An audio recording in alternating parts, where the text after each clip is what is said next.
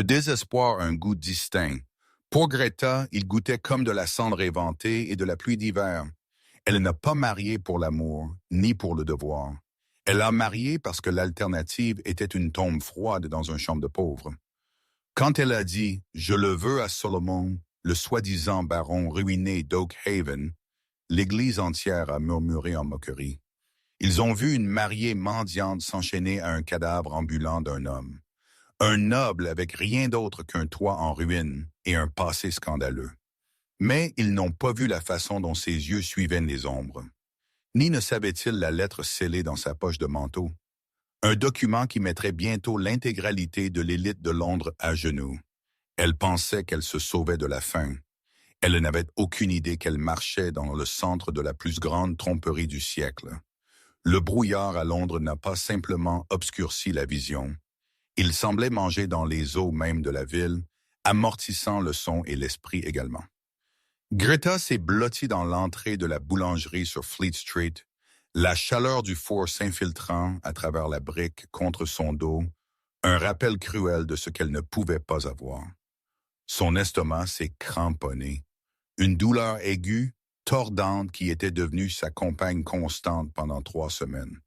Depuis que son père, un horloger avec plus d'optimisme que de sens des affaires, était décédé, les dettes qu'il avait laissées derrière avaient dévoré tout. D'abord les meubles, puis le médaillon de sa mère, et finalement le toit sur sa tête. « Avance, fille !» Le boulanger a grogné, jetant un seau d'eau grise sur les pavés, manquant de peu l'ourlet de sa robe effilochée. « Et moins que tu aies de la monnaie, tu es mauvaise pour les affaires. » Greta n'a pas argumenté. Elle n'avait pas d'énergie pour la fierté. Elle a tiré son mince châle plus serré, sortant sous la brune. Elle a serré la seule pièce de cuivre dans sa poche, sa dernière. Ce n'était pas assez pour un pain. C'était à peine assez pour un pain rassis. Alors qu'elle tournait le coin vers les ruelles plus sombres, où le loyer était bon marché et la sécurité inexistante, une calèche a cliqueté, éclaboussant de la boue sur ses jupes. Elle s'est arrêtée abruptement à quelques mètres. Un homme est sorti, pas un gentleman, mais un avocat qu'elle a reconnu des funérailles de son père. Monsieur Thaddeus. Il a ajusté ses lunettes, ayant l'air déplacé dans la crasse de l'East End. « Mademoiselle Greta » a-t-il appelé, plissant les yeux à travers la pénombre. Greta s'est figée. « Je n'ai pas d'argent, monsieur Thaddeus. Si vous êtes venu pour collecter sur le billet final, vous pouvez prendre le châle, mais c'est tout ce qui reste. » Thaddeus a secoué la tête, s'approchant, serrant un porte-document, un cuir contre sa poitrine. « Je ne suis pas ici pour collecter, ma chère. Je suis ici avec une proposition, une qui est très peu orthodoxe, mais étant donné votre état actuel, peut être viable. » Il a gesticulé vers l'intérieur sec de la calèche. Greta a hésité, puis est entrée. La faim rendait imprudent. À l'intérieur, Thaddeus n'a pas perdu de temps. Vous connaissez le baron Solomon d'Oak Haven. Le baron ruiné, a demandé Greta. Le nom familier même dans les bidonvilles. Celui qui a joué sa fortune et vit d'une manière pourrissante à la campagne. Ils disent qu'il est à moitié fou. Les rumeurs sont souvent exagérées, bien que sa ruine financière soit bien réelle, a dit Thaddeus, tirant un contrat de son sac. Solomon exige une femme immédiatement, avant minuit ce soir, pour être précis. Greta effronçait les sourcils. Pourquoi? Une clause dans le testament de son grand-père.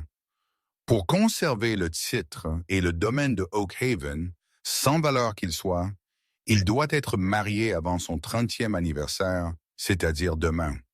Il ne peut pas vous payer une fortune, car il n'en a pas. Mais il offre nourriture, abri et protection, transcendés de vos créanciers de père. Nourriture, abri.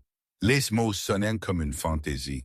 Il est un paria, mademoiselle Greta, a averti Thaddeus, sa voix baissant. La société lui a tourné le dos. Il est abrasif, reclus et pauvre. Vous serez une baronne de nom, mais une pauvre en pratique. Acceptez-vous? Greta est regardée par la fenêtre la rue grise, impitoyable. Elle a pensé à l'eau du boulanger et aux nuits froides. J'accepte, a-t-elle murmuré. Le voyage à Oak Haven a pris 4 heures. Plus il s'éloignait de Londres, plus le paysage devenait sauvage. Quand la calèche a finalement tourné à travers des portes de fer rouillées, Greta a vu sa nouvelle maison. C'était une bête squelettique de maison, pierre sombre, couverte de lierre agressif, avec la moitié des fenêtres barricadées. Elle ressemblait moins à une maison et plus à une tombe. Elle a été introduite dans un hall courant d'air où une seule bougie brûlait. Debout près de la cheminée était un homme. Il était grand, le dos tourné vers elle, portant un manteau qui avait clairement été du fin velours, mais était maintenant râpé au coude. Alors une voix profonde a résonné, rugueuse comme du gravier. Ses lames désespérées prêtes à s'enchaîner à un navire qui coule. Il s'est tourné. Solomon était frappant d'une manière dentelée, terrifiante. Une cicatrice courait de sa mâchoire à sa clavicule, disparaissant sous sa chemise. Ses yeux étaient ombres, intelligents et entièrement dépourvus d'espoir. « Je suis Greta », a-t-elle dit, stabilisant sa voix. « Et je ne m'enchaîne pas à un navire, monseigneur. Je cherche simplement un radeau pour éviter de me noyer. » Solomon a laissé échapper un rire sec, sans humour, un pragmatiste. « Bien, l'amour n'a pas sa place dans cette maison, et la pitié non plus. Signez les papiers, et la cuisine vous trouvera de la soupe. » Il a jeté une plume d'oie sur la table. Pas de cérémonie, pas de gentillesse, juste une transaction commerciale entre deux personnes qui n'avaient plus rien à perdre. Greta a signé. La première semaine à Oak Haven fut une étude d'isolement. La maison était vaste, froide et principalement vide. Il n'y avait que 2 serviteurs, une femme âgée nommée Martha, qui cuisinait avec les maigres ingrédients qu'elle pouvait trouver, et un gardien silencieux et massif nommé Holloway, qui regardait Greta avec suspicion. La chambre de Greta était dans l'aile ouest, la seule partie du toit qui ne fuyait pas. Elle était meublée de lourds meubles couverts de draps de poussière qui sentaient la négligence. Pourtant, pour la première fois depuis des mois, elle dormait dans un lit et mangeait 3 repas par jour, même si c'était juste du ragoût de pommes de terre et du pain dur. Elle a rarement vu son mari. Solomon passait ses jours et ses nuits dans la bibliothèque, les portes fermement verrouillées. La nuit, elle l'entendait faire les 100 pas, des pas lourds et agités qui résonnaient à travers les planches de plancher. Parfois, elle entendait le fracas du verre. La curiosité a commencé à l'emporter sur sa gratitude. Que faisait-il là-dedans? S'il était vraiment ruiné, pourquoi des courriers arrivaient-ils dans la nuit, capuchonnés et pressés, livrant des paquets scellés pour ne partir que quelques minutes plus tard? Un mardi pluvieux, Greta s'est retrouvée acculée par l'ennui. Elle a erré dans le hall principal, traçant la poussière sur la rampe. Elle a trouvé Martha polissant un chandelier en argent qui semblait être la seule chose de valeur restante dans la maison. Martha a demandé doucement Greta, « Comment le baron a-t-il perdu sa fortune? » Le village dit le jeu, mais Solomon ne me semble pas être un homme qui laisse les choses au hasard. Martha a arrêté de polir, ses yeux dartant vers la porte fermée de la bibliothèque. Les gens disent ce qui les fait se sentir mieux, madame. C'est plus facile de mépriser un joueur que de comprendre un homme qui a été trahi. Trahi. Par qui? Par tout le monde, a murmuré Martha, frottant plus fort, mais surtout par la couronne. Avant que Greta ne puisse insister davantage, les portes d'entrée ont claqué ouvertes. Une rafale de vent et de pluie a balayé le hall, suivi par un homme que Greta a reconnu instantanément. C'était Lord Sutton, un riche propriétaire terrien du comté voisin, connu pour sa cruauté et son désir d'acheter la terre d'Oak Haven pour des terrains de chasse. « Où est-il? » a hurlé Sutton, retirant ses gants mouillés. « Où est-ce le baron pauvre? » Solomon est apparu en haut des escaliers presque instantanément. Il avait l'air épuisé, sa chemise déboutonnée au col, de l'encre tachant ses doigts. « Sortez de ma maison, Sutton. »« Votre maison? » Sutton a ricané, regardant autour du hall délabré. « C'est une ruine, Solomon. Et j'ai juste acheté la dette sur votre hypothèque à la banque. Vous avez manqué 3 paiements. Greta a senti un nœud froid dans son estomac. Si Solomon perdait la maison, elle serait de nouveau dans la rue. Sutton a tiré un document de son manteau. « Je suis ici pour vous expulser. Vous avez jusqu'au coucher du soleil demain pour évacuer. Je prévois de brûler cette chose qui blesse l'œil au sol. » Solomon n'a pas bronché. Il a descendu les escaliers lentement, ses bottes claquant avec menace. Il s'est arrêté à quelques centimètres de Sutton, dominant l'homme plus petit. « Vous avez acheté la dette ?» a demandé Solomon, sa voix trompeusement calme. « J'ai payé une prime pour le plaisir de vous voir démunis. » Solomon l'a fixé un long moment, et puis un fantôme de sourire a touché ses lèvres. Ce n'était pas un sourire heureux, c'était aigu, dangereux. « Vous êtes un fou, Sutton. Vous pensez que vous avez acheté une laisse, mais vous avez simplement attrapé la queue d'un tigre. Est-ce une menace? » « C'est un avertissement, » a dit Solomon. « Sortez de ma terre où je m'assurerai que d'ici demain soir le nom Sutton soit synonyme de cendre. » Sutton a ricané, se tournant pour partir. Grand mot pour un homme avec des trous dans ses bottes. Coucher de soleil demain, Solomon. Faites vos valises. Quand la porte a claqué, le silence est revenu dans le hall. Greta a regardé son mari. Il ne tremblait pas de peur. Il vibrait d'anticipation.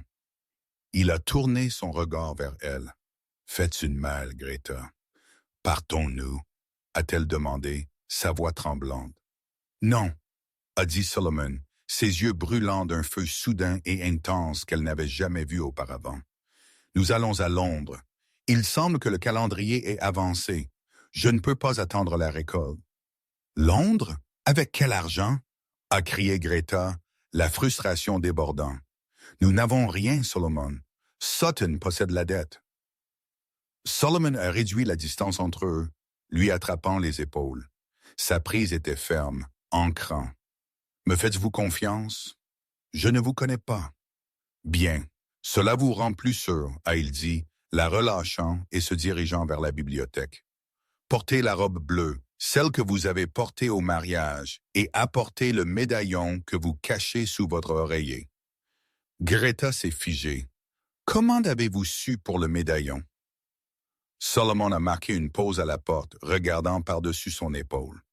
L'épuisement était parti, remplacé par une alerte d'une netteté rasoir. « Je me fais une affaire de savoir tout sur les actifs que j'acquiers, et vous, ma chère femme, êtes l'actif le plus précieux que j'ai. » Il a disparu dans la bibliothèque, laissant Greta debout dans le hall sombre, confuse et terrifiée. Il parlait d'elle comme d'un actif. Pourtant, il a défendu la maison avec la férocité d'un roi. Et pourquoi Londres? Pourquoi maintenant? Elle a couru à l'étage pour faire ses valises, ses mains tremblantes. Alors qu'elle pliait ses maigres affaires, elle a remarqué quelque chose d'étrange à propos de l'armoire dans sa chambre. Le panneau arrière était lâche. L'ouvrant avec une épingle à cheveux, elle s'attendait à trouver des souris ou de la pourriture. Au lieu de cela, elle a trouvé une pile de lettres, des douzaines d'entre elles. Elle en a tiré une. Elle était adressée au duc d'Ashford, estampillée du sceau royal. Greta a haleté. Le duc d'Ashford manquait depuis 5 ans, présumé mort ou exilé. Il était le plus riche, le plus puissant quai en Angleterre avant qu'il ne disparaisse. Elle a regardé la date sur la lettre. Elle était d'hier. Elle l'a ouverte. L'écriture à l'intérieur était dentelée, pressée. « Votre grâce, le réseau est en place. Les navires ont accosté. Les ports de la Compagnie des Indes orientales sont sécurisés sous l'alias. Quand vous signalerez, le marché s'effondrera et les avoirs de Sutton seront liquidés dans l'heure, attendant votre commandement. » Greta a laissé tomber la lettre. Solomon n'était pas juste un baron ruiné. Il était le duc manquant et il n'était pas fauché. Il démantelait l'économie pour détruire ses ennemis depuis les ombres. Et elle, la mariée mendiante, était la couverture qu'il utilisait pour le faire. Le trajet en calèche jusqu'à Londres fut un exercice suffocant de silence. Greta était assise en face de Solomon, ses doigts serrant le tissu de sa jupe si fort que ses jointures sont devenues blanches. Chaque fois que la calèche cahotait sur un ornière dans la route, la lettre cachée dans sa poche semblait brûler contre sa hanche. Elle a regardé l'homme somnolent ou faisant semblant de somnoler en face d'elle. Le baron ruiné, le noble mendiant, le duc d'Ashford. C'était une pensée impossible. Le duc était un mythe, un homme qui avait disparu il y a 5 ans au milieu d'un scandale impliquant un duel et un grand livre royal manquant. Si Solomon était vraiment lui, alors elle n'était pas simplement mariée à un pauvre. Elle était mariée à un fugitif, un cerveau ou peut-être un monstre. Ils sont arrivés à Londres alors que le crépuscule s'installait, transformant les Tengpam en un ruban d'huile sombre. Au lieu de se diriger vers les bidonvilles ou une pension bon marché, la calèche a navigué les rues labyrinthiques de Mayfair, s'arrêtant devant une maison de ville étroite et discrète dans une rue calme. Les fenêtres étaient sombres, la peinture s'écaillant légèrement. Camouflage parfait. « Nous sommes ici », a dit Solomon, ses yeux s'ouvrant brusquement. Il n'y avait pas d'état de somnolence profonde en eux, seulement la concentration prédatrice aiguë qu'elle avait vue dans le couloir. À l'intérieur, la maison n'était pas abandonnée. Elle était entièrement pourvue en personnel, bien que les serviteurs se déplaçaient comme des fantômes, silencieux et efficaces. Il n'y avait pas de blason sur les murs, pas de portrait, c'était une maison d'ombre. « Vous avez des questions ?» a déclaré Solomon, retirant son manteau usé et le jetant à une vallée en attente. « Avalez-les, hein. Ce soir, nous avons une performance à donner. »« Performance ?» a demandé Greta, sa voix stable malgré son cœur battant. « Lord Pembroke tient des tables de piquet à enjeu élevé ce soir. Tous ceux qui comptent seront là, y compris Sutton. » Solomon s'est tourné vers elle. Il s'attendait à un homme désespéré venant mendier une prolongation de ses prêts. « J'ai l'intention de leur donner exactement ce qu'ils veulent voir. » Il s'est dirigé vers une armoire, sortant une robe de soie émeraude. Elle était exquise, bien trop chère pour la femme d'un baron ruiné. « Mettez ceci, elle est démodée de 3 saisons, ce qui est parfait.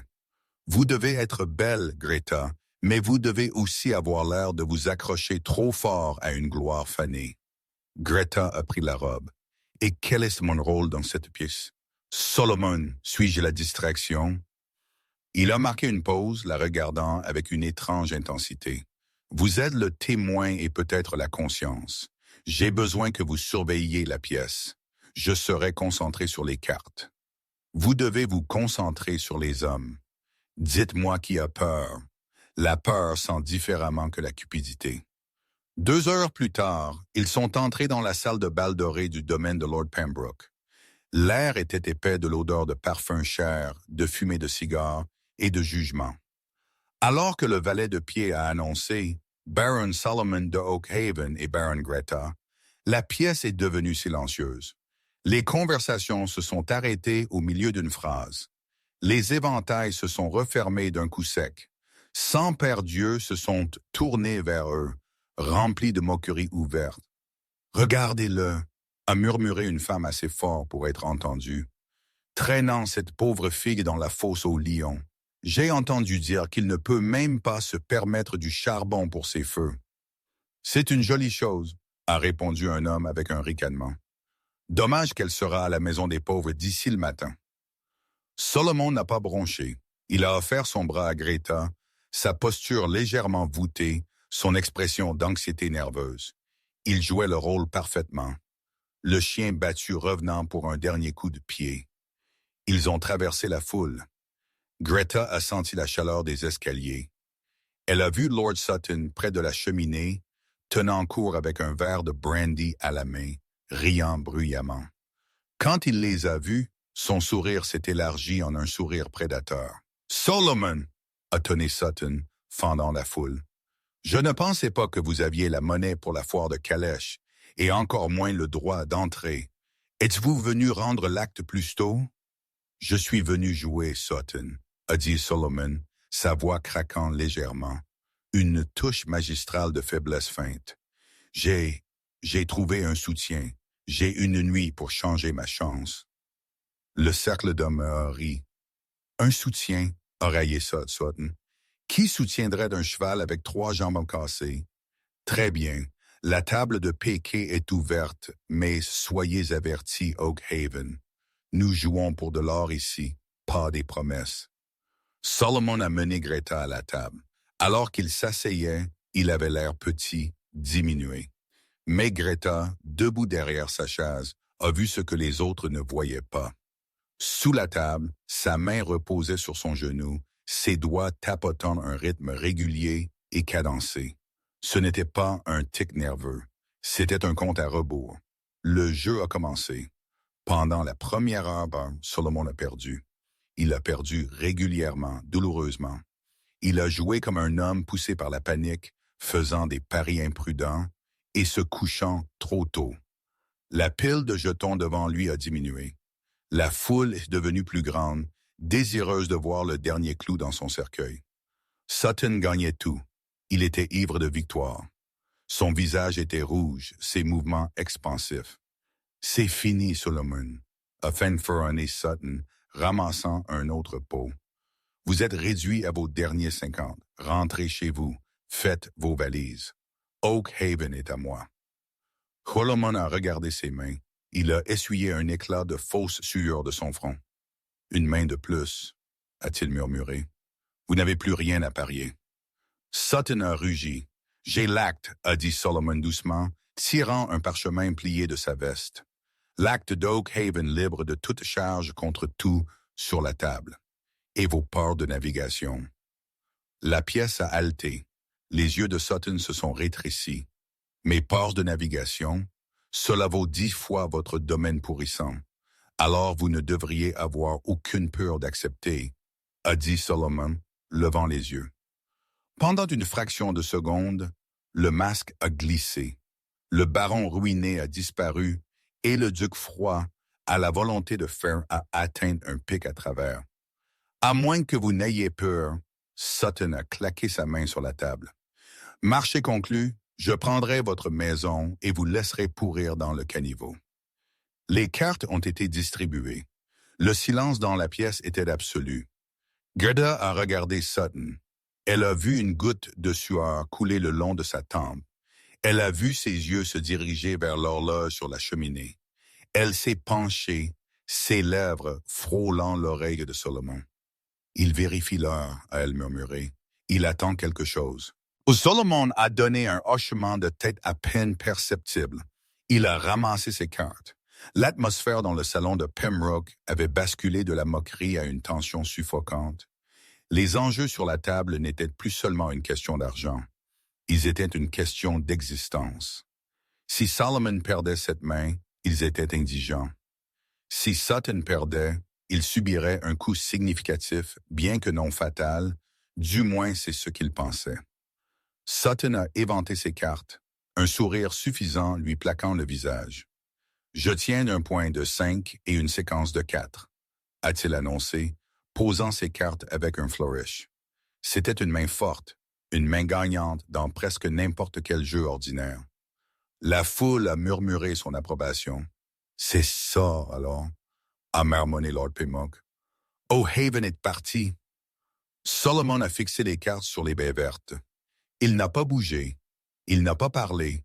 Il est simplement resté assis là, fixant le roi de cœur dans l'étalement de Sutton. « Eh bien, » a aboyé Sutton, tendant la main vers l'acte. « Passe, Solomon. N'embarrassez pas davantage votre femme. » La main de Solomon a jailli, se serrant sur le poignet de Sutton. La vitesse était terrifiante. La prise était de fer. « Je n'ai pas encore joué, » a dit Solomon.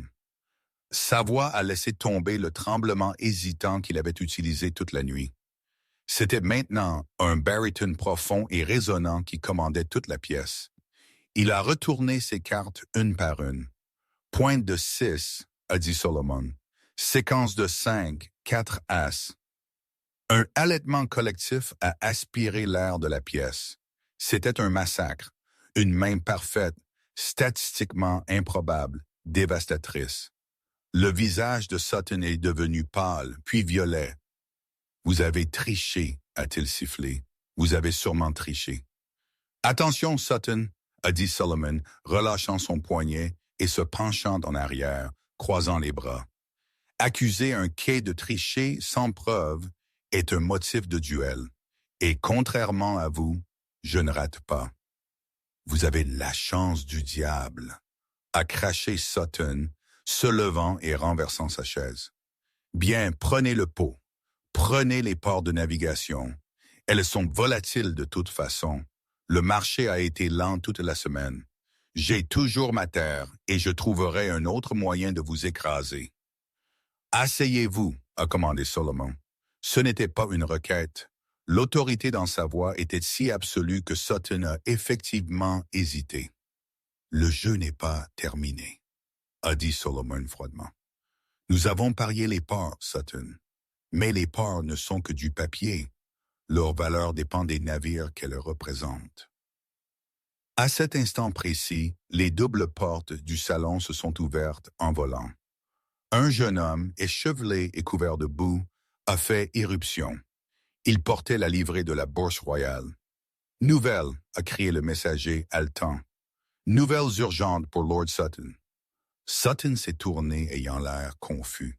« Je suis ici. Qu'est-ce que c'est? » « Monseigneur » a haleté le messager, tendant une dépêche scellée. « La Lady Matilda, l'étoile de l'Ouest, toute la flotte. » Qu'en est-il d'elle? Sutton a arraché le papier.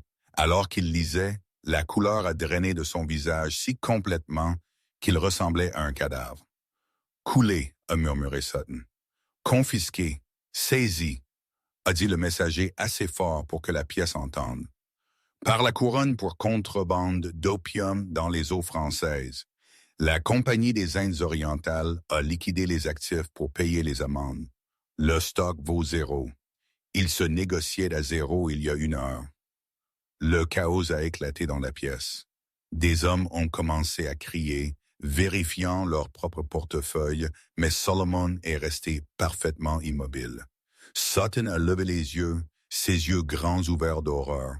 Il a regardé Solomon, et puis il a compris. « Vous saviez, » a râpé Sutton, « vous vouliez mes parts de navigation parce que vous saviez qu'elles étaient sans valeur. Vous m'avez appâté à parier l'équivalent en espèces contre l'acte. »« Je ne savais pas juste, » a dit Solomon, se levant lentement. Il dominait la pièce. « J'ai arrangé l'inspection. » Il a tendu le bras sur la table et a ramassé l'acte d'Oak Haven, le glissant dans sa poche. Puis il le rade dans la montagne d'or et de billets de banque qui représentaient la fortune liquide de Sutton. « Vous êtes ruiné, Sutton, » a dit Solomon, sa voix coupant à travers le bruit. « Vous n'avez pas de navire. Votre argent est sur cette perle et il m'appartient maintenant. Et quant à votre terre, je crois que la banque appellera vos dettes dès demain matin. Et devinez qui vient d'acheter le billet promissoire sur votre domaine. » Solomon a tiré un deuxième document de son manteau, le même manteau que la foule avait moqué pour être râpé. « Vous possédez mon hypothèque. » Sutton est tombé en arrière contre la table, ses jambes cédant. « Je vous possède, » a corrigé Solomon, « et je vous expulse. Vous avez jusqu'au coucher du soleil demain. » Il a fait écho à la propre menace de Sutton de la veille. L'ironie pendait dans l'air, lourde et brutale. Solomon a offert son bras à Greta. « Venez, ma chère, l'air ici est devenu vicié. » Greta a pris son bras, son esprit vacillant. La pièce entière s'est écartée pour eux, cette fois non pas avec moquerie, mais avec une crainte terrifiée. Ils sont sortis du salon, laissant un homme détruit pleurant sur le sol derrière eux. Une fois de retour dans la calèche, le silence est revenu. Mais c'était différent cette fois. Ce n'était pas le silence d'étrangers. C'était le silence d'une bombe qui venait de détonner. Greta a regardé les lumières de la rue passer en scintillant. Elle a attendu qu'ils soient à mi-chemin du refuge avant de parler. « Vous êtes le duc d'Ashford », a-t-elle dit. Solomon ne l'a pas regardé. Il fixait par la fenêtre, son expression illisible. « Je l'étais une fois. »« Vous l'êtes toujours », a-t-elle insisté. « La lettre dans l'armoire, le pouvoir que vous avez commandé ce soir. Un baron ruiné ne pourrait pas saisir une flotte de navires, Solomon. Seul un homme avec l'oreille du roi ou assez de matériel de chantage pour le simuler pourrait faire cela. Il s'est finalement tourné vers elle. Dans les ombres de la calèche, il avait l'air fatigué. Le frisson de la chasse avait pâli, ne laissant que le poids de la couronne qu'il cachait. « Vous avez fouillé mes affaires », a-t-il déclaré. « Pas une accusation, juste un fait. J'avais besoin de savoir qui j'ai marié. Qui êtes-vous vraiment? L'homme qui m'a sauvé de la rue ou l'homme qui vient de détruire une vie sans sourciller? Ce sont le même homme, Greta, a-t-il dit doucement. Sutton était un parasite. Il a expulsé 30 familles l'hiver dernier pour construire un pavillon de chasse. Il a affamé des enfants pour nourrir ses chiens de chasse. Je n'ai pas détruit une vie. J'ai excisé une tumeur. Et que se passe-t-il maintenant? A demandé Greta. Vous avez votre vengeance. Retournons-nous à Oak Haven et faisons-nous semblant d'être pauvres? Solomon s'est penché en avant, ses yeux sombres se fixant sur les siens. Sutton était le début, il était le porn. Mais l'homme qui a réellement orchestré ma chute, l'homme qui a tué mon père et m'a forcé à me cacher, il est toujours là-bas. Et ce soir, en détruisant Sutton, je viens d'annoncer mon retour. Alors nous sommes en danger, a-t-elle murmuré. Je suis en danger, a corrigé Solomon. Vous pouvez partir. J'ai assez d'argent maintenant. Je peux vous installer dans un cottage dans les Cotswolds.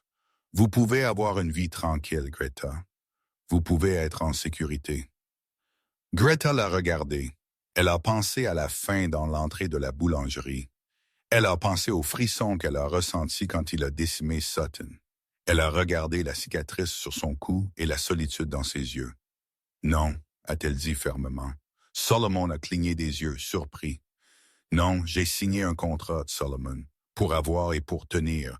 Je n'ai pas signé pour une vie tranquille dans les Cotswolds.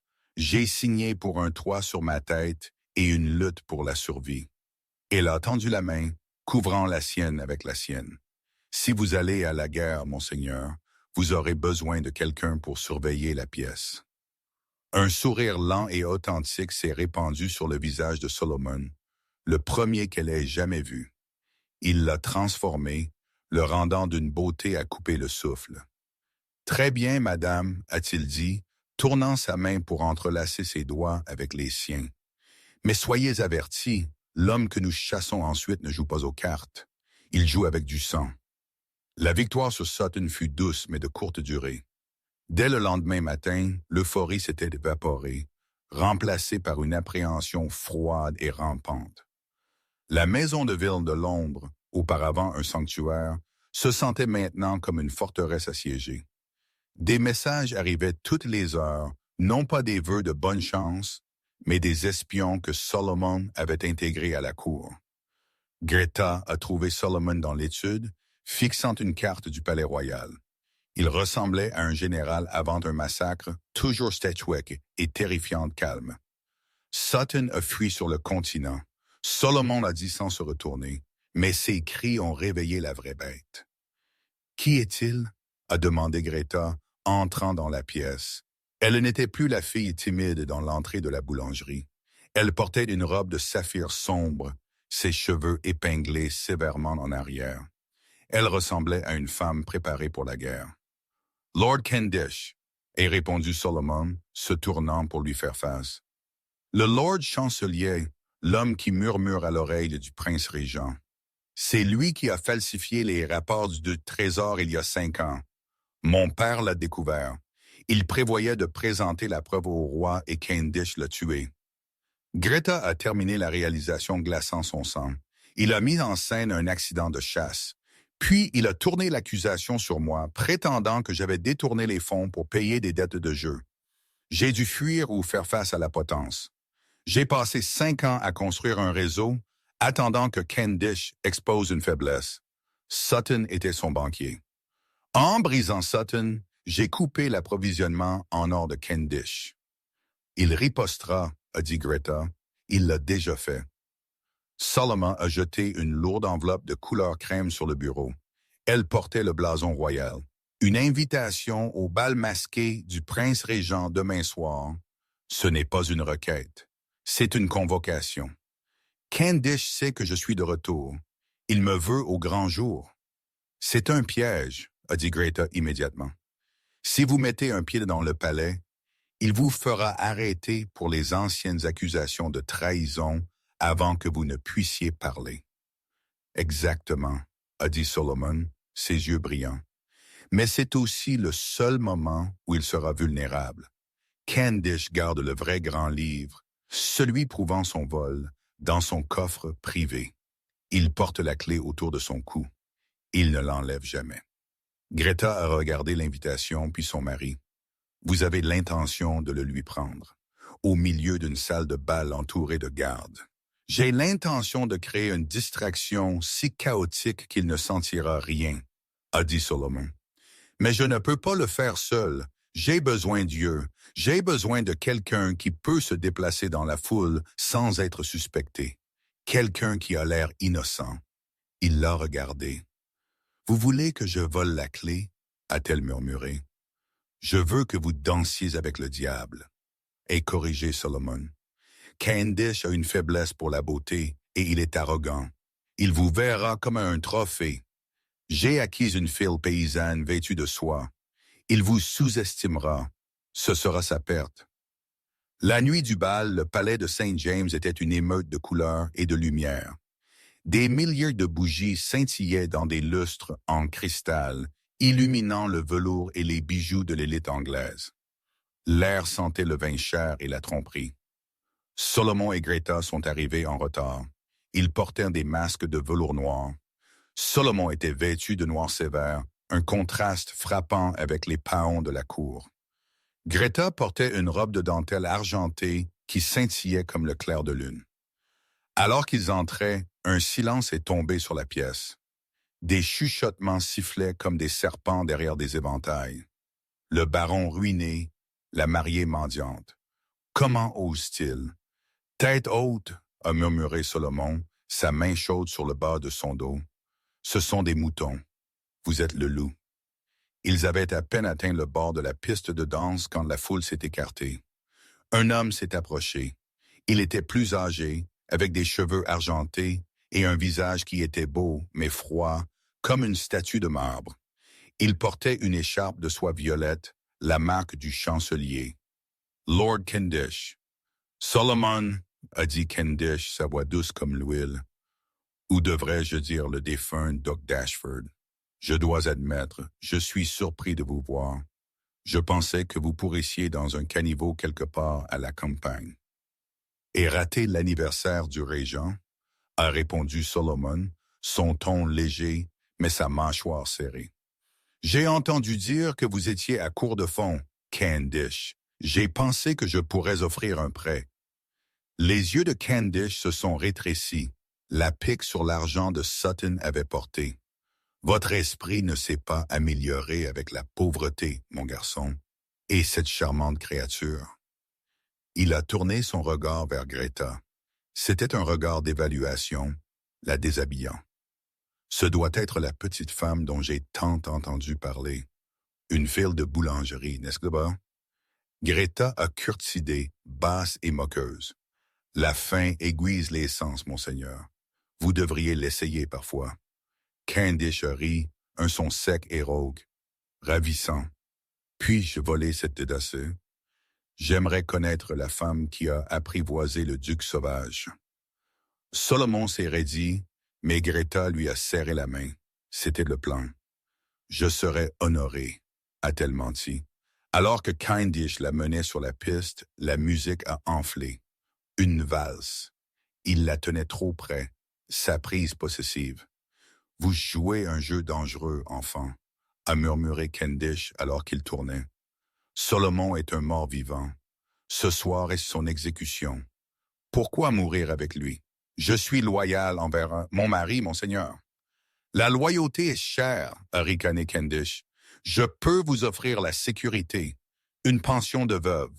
Tout ce que vous avez à faire est de me dire où il a caché les copies des relevés bancaires de Sutton. Greta l'a regardé, feignant une peur aux yeux écarquillés. Elle a laissé sa main dériver le long de sa poitrine, reposant près de son col. Elle pouvait sentir le contour dur d'une chaîne sous sa cravate en soie. Et il les garde dans la calèche, a-t-elle balbutié. Il prévoit de les donner au régent ce soir. Les yeux de Kane ont étincelé de triomphe. Il l'a cru. Garçon idiot, le régent ne voit que ce que je lui permets de voir. Il s'est penché pour jubiler, et dans ce moment de distraction, les doigts de Greta ont bougé. Elle était la fille d'un horloger. Elle avait passé son enfance à manipuler de minuscules engrenages et ressorts. Ses doigts étaient agiles, précis. Elle a senti le fermoir de la chaîne à travers le tissu. Avec une pensée rapide et cachée, elle l'a décroché. La clé a glissé à l'intérieur de son gilet. « Oh » a-t-elle haleté, trébuchant légèrement. « Mon Seigneur, je me sens faible. » Elle s'est effondrée contre lui, sa main glissant à l'intérieur de sa veste, comme pour se stabiliser. D'un seul mouvement fluide, elle a récupéré la clé et l'a glissée dans son gant. « Pathétique » a murmuré Kendish, la poussant droit. « Allez trouver de l'air, fille. » Il s'est détourné, faisant signe à ses gardes. Il se dirigeait vers les portes, probablement pour intercepter les documents non existants dans la calèche. Greta a balayé la pièce du regard. Elle a trouvé Solomon près de l'orchestre. Leurs yeux se sont rencontrés. Elle a tapoté son doigt ganté contre son poignet. « Je l'ai. » Mais avant qu'elle ne puisse se diriger vers lui, la musique s'est arrêtée abruptement. Les portes ont claqué. Des gardes en uniforme rouge ont inondé la salle de bal. Muskets levés. Candice se tenait sur le dais, son visage tordu de rage. Il a dû vérifier la clé. « Arrête-les » a hurlé Candice, pointant un doigt tremblant vers Solomon. « Arrêtez le traître Ashford et saisissez la fille. Elle est une complice de trahison. » Le pandémonium a éclaté. Des dames ont crié, s'évanouissant dans les bras de leurs partenaires. La foule a reculé, laissant Solomon et Greta isolés au centre du sol poli. 4 gardes se sont précipités sur Solomon. Il a combattu avec la férocité d'un lion acculé, désarmant le premier d'un rapide craquement du poignet et utilisant le mousquet de l'homme pour bloquer le second. Mais il y en avait trop. Une crosse de fusil a frappé l'arrière de sa tête et il est tombé lourdement. « Non !» a crié Greta, se précipitant en avant. Mais une main rude lui a attrapé le bras. « Retenez-la !» a grogné Kendish, descendant les escaliers. « Emmenez-le à la tour. Il exécute à l'aube. Quant à elle, amenez-la à mon étude. Je veux savoir où elle l'a mis. » Greta a été traînée à travers les couloirs dorés du palais, donnant des coups de pied et mordant. Ils l'ont jetée dans un bureau somptueux, le sanctuaire privé de Kendish, et ont verrouillé la porte. Elle était seule. La panique menaçait de la consumer. Solomon allait mourir. Elle avait la clé, mais elle était piégée dans le repaire du méchant. Elle a regardé autour de la pièce. Elle était tapissée de livres et de lourdes tentures de velours. « Pense, Greta, vous n'êtes pas une victime. Vous êtes la fille d'un homme qui a construit des machines pour résoudre des problèmes. » Elle a vérifié la porte, verrouillée de l'extérieur. Elle a couru à la fenêtre. C'était à 3 étages, surplombant la cour. En bas, elle a vu une calèche être chargée. Solomon, inconscient, étant jeté dans un transport de prisonniers. Elle devait sortir. Ses yeux se sont posés sur l'énorme horloge grand-père dans le coin. C'était un chef-d'œuvre, tic-tacant rythmiquement. Elle s'est figée. Elle connaissait cette horloge, le mécanisme d'échappement, la courbe spécifique des aiguilles en laiton. Son père avait construit cette horloge. Elle se souvenait de lui travaillant dessus il y a des années. Celle-ci est pour un seigneur, Greta. Un homme avec de nombreux secrets. Il a demandé une cachette. Son cœur battait contre ses côtes. Son père avait construit un compartiment secret dans cette même horloge pour Candish. Greta a couru vers l'horloge. Elle a ouvert la face en verre. Elle se souvenait de l'astuce de son père. Déplacer l'aiguille des minutes au 6, l'aiguille des heures au 12 et a appuyé sur la marque du fabricant. Elle l'a fait. Clic. Un panneau sur le côté du boîtier de l'horloge s'est ouvert en claquant. À l'intérieur n'était pas un argent, mais une pile de papiers. Elle les a sortis. C'était un grand livre secondaire. Cavendish était si paranoïaque qu'il gardait des sauvegardes de sa propre trahison juste ici dans son bureau. La poignée de porte a cliqueté. Candish arrivait. Greta a regardé autour d'elle frénétiquement. Elle ne pouvait pas le combattre. Elle ne pouvait pas se cacher. Elle devait s'échapper. Elle a attrapé un lourd candélabre en laiton et a brisé la fenêtre. Le son du verre brisé était assourdissant. Elle a regardé en bas. Un treillis de lierre épais courait le long du mur de pierre. La porte a éclaté ouverte. Candish se tenait là, flanqué de 2 gardes. « Où est la clé, petite voleuse ?» a-t-il rugi. Greta se tenait sur le rebord de la fenêtre, le vent fouettant ses cheveux et les documents volés serrés contre sa poitrine. « Vous voulez la clé ?» a-t-elle crié, tirant la petite clé en laiton de son gant et la tenant au-dessus de l'abîme. « Allez la chercher !» Elle a jeté la clé aussi fort qu'elle le pouvait dans l'obscurité du jardin. Cavendish a crié de fureur, se précipitant à la fenêtre. « Attrapez-la! Tirez-lui dessus! » Greta n'a pas attendu. Elle a attrapé le lierre et s'est balancée dehors. Elle a glissé, les feuilles rugueuses déchirant sa peau, la soie de sa robe se déchirant. Un coup de mousquet a claqué au-dessus d'elle, ébréchant la pierre à quelques centimètres de sa tête. Elle a touché le sol en courant. Elle ne savait pas où elle allait, seulement qu'elle avait la preuve, et Solomon avait des heures devant lui. Elle a couru à travers les rues boueuses de Londres, la robe argentée maintenant tachée et déchirée. Elle n'est pas allée à la maison de ville. Elle serait surveillée. Elle est allée au seul endroit où elle savait pouvoir trouver de l'aide, l'East End. Elle a fait irruption dans la boulangerie sur Fleet Street, la même qui l'avait renvoyée des semaines auparavant. Elle était fermée, mais elle a frappé à la porte jusqu'à ce que le boulanger apparaisse, tenant un rouleau à pâtisserie. « Qu'est-ce que c'est que ça ?» a-t-il commencé, puis s'est arrêté quand il a vu la femme aux yeux sauvages dans une robe de bal déchirée. « Greta, j'ai besoin d'aide », a-t-elle haleté, s'effondrant contre l'encadrement de la porte.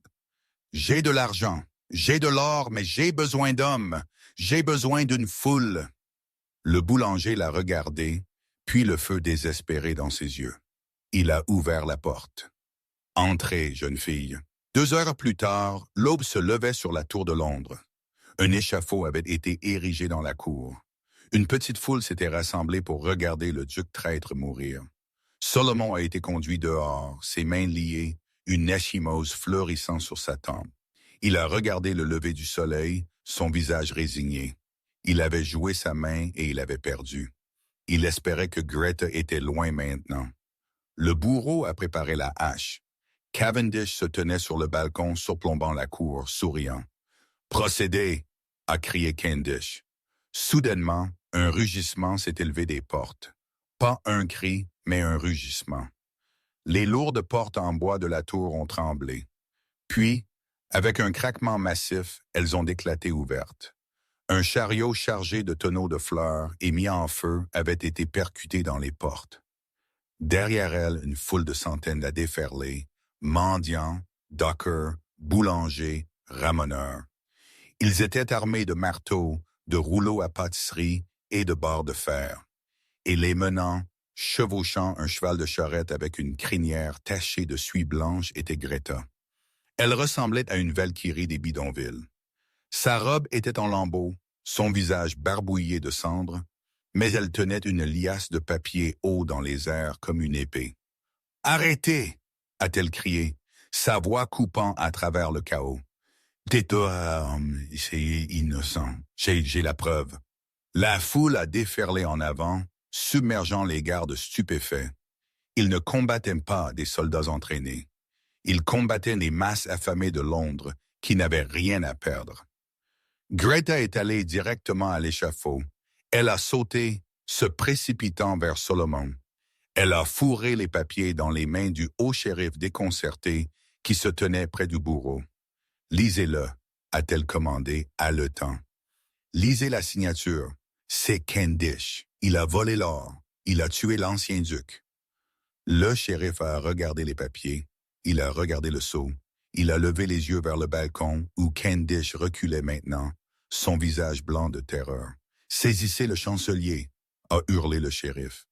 Les gardes sur le balcon se sont retournés contre Candish. Solomon a regardé Greta. Elle saignait, était sale et tremblait. Elle était la plus belle chose qu'il ait jamais vue. « Vous avez amené une armée, » a-t-il dit, sa voix épaisse d'émotion. « Je vous l'ai dit, » a-t-elle murmuré, s'effondrant dans ses bras liés.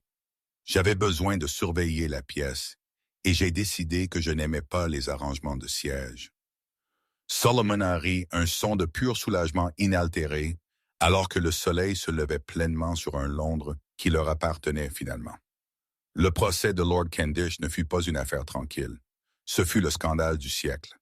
La salle d'audience de Westminster Hall était pleine à craquer, l'air épais de l'odeur de corps non lavés et de parfums chers. Les pauvres et les riches unis par une soif de justice. Solomon se tenait au centre du sol, n'étant plus le baron ruiné en vêtements râpés. Il portait les insignes complets du duc d'Ashford, le lourd velours pesant sur ses épaules, mais ses yeux n'étaient pas sur le juge, ni sur la figure pâle et tremblante de Cavendish au banc des accusés. Ses yeux étaient fixés sur la galerie où Greta était assise. Elle ne portait pas de bijoux. Elle portait une simple robe de laine bleue, ses cheveux tressés simplement.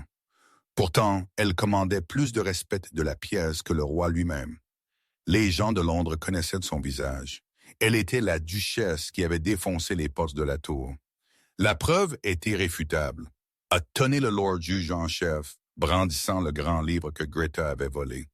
Lord Candish, vous êtes trouvé coupable de détournement de fonds, de haute trahison et du meurtre du défunt duc. La sentence est la mort. Le gaveliste est tombé avec un son comme un coup de feu.